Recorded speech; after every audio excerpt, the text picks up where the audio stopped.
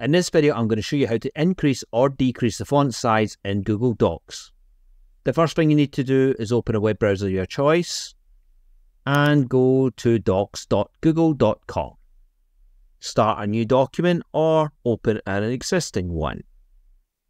I have a document open right now. It's got fake text on it. To show you what it's like with text and not having text, you can start something down here.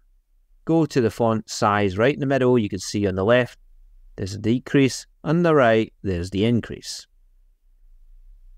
And you can highlight it and plus or minus, and you can see in real time the changes.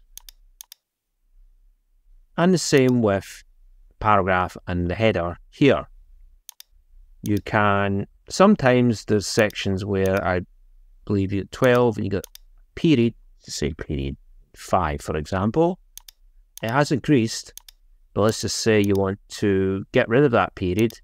You can either just click this in the middle, go down to 12, or highlight the 5 and the period and get rid of it and press enter. And there you go, that's been updated. It's all fairly simple, and hopefully I've helped explain to you this process in a very simple manner.